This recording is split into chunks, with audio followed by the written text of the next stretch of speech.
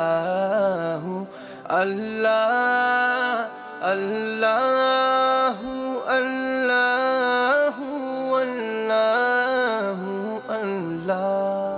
اعوذ باللہ من الشیطان الرجیم، بسم اللہ الرحمن الرحیم۔ خواتین و حضرات، السلام علیکم ورحمۃ اللہ وبرکاتہ ومغفرتہ۔ پروگرام احکام شریعت اور فقہ حنفی سے متعلقہ مسائل کے ساتھ آپ کی خدمت میں حاضری کا شرف حاصل ہے۔ ایک شخص اپنے ازواج کو طلاق دے دیتا ہے تو ان کا رشتہ منقطع ہو جاتا ہے، اور جب رشتہ منقطع ہو گیا تو یقیناً وہ وارثان میت میں شامل نہیں ہوں گی۔ اگر ان میں سے کسی کی بھی اولاد ہے شوہر سے تو اولاد تو مستحق ہوگی، لیکن طلاق یافتہ عورت نہیں ہوگی۔ اگر دوران عدت ہوتی تو الگ حکم تھا، لیکن بہرحال اگر وہ عدت سے باہر ہو گئی ہیں تو اب وہ وارثہ نہیں ہیں۔ یہ تو وراثت کا مسئلہ ہوا۔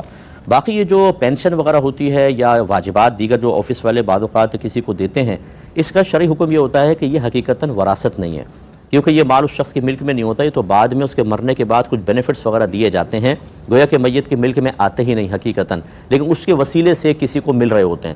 اس کا حقدار صرف وہ ہوتا ہے جس کا نام اس شوہر نے لکھوایا، جس کو نومینی کہا جاتا ہے۔ شوہر نے جس کا نام لکھوایا، اگر ایک بیوی کا لکھوایا ہے اسی کو سارا ملے گا، باقی بیویوں کو نہیں ملے گا، کیونکہ اس میں وراثت تو ہے ہی نہیں۔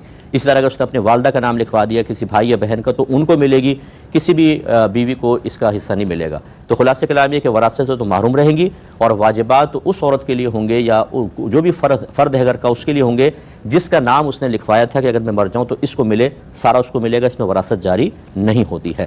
امید ہے کہ آپ بات سمجھ گئے ہوں گے۔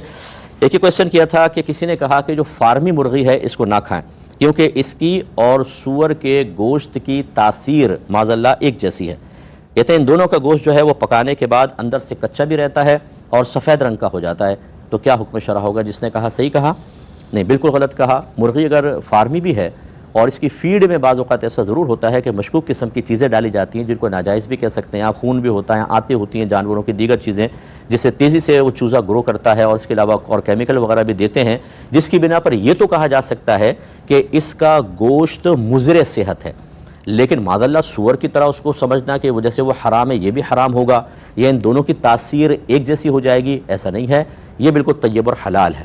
یاد رکھیں شرعی اصول یہ ہوتا ہے کہ اگر کوئی عین نجاست ہے، عین نجاست کا مطلب جو خود نجاست ہو، کسی اور کی وجہ سے نجاست نہ ہو، جیسے پیشاب ہے، خون ہے، اور ایک ہوتا ہے جیسے پانی، اس میں پیشاب کا قطرہ گر گیا تو وہ پانی ناپاک ہو گیا، اس کا مطلب ہے پانی تو پاک تھا، کسی اور چیز کی وجہ سے ناپاک ہوا، تو یہ پانی عین نجاست نہیں کہلائے گا۔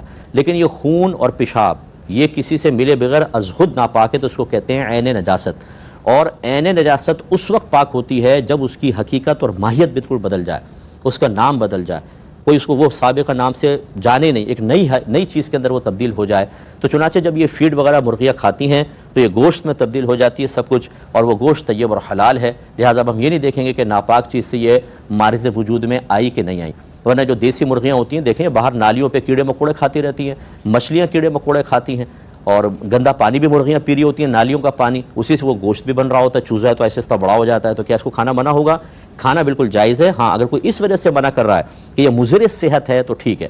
باقی یہ کہنا کہ یہ اندر سے کچا رہتا ہے اور سفید ہو جاتا ہے پکنے کے بعد تو مچھلی کا گوشت بھی ہوتا ہے، بعض مچھلی ایسی ہوتی ہیں کھائیں اندر سے پھیکا پھیکا گوشت ہوتا ہے اور اس کا وائٹ میٹ ہوتا ہے، تو کیا مطلب مچھلی کو بھی پھر سور کی اس میں ملا لیا جائے؟ بالکل غلط ہے۔ جس نے اس طرح کہا یہ شرعاً درست نہیں کہلائے گا۔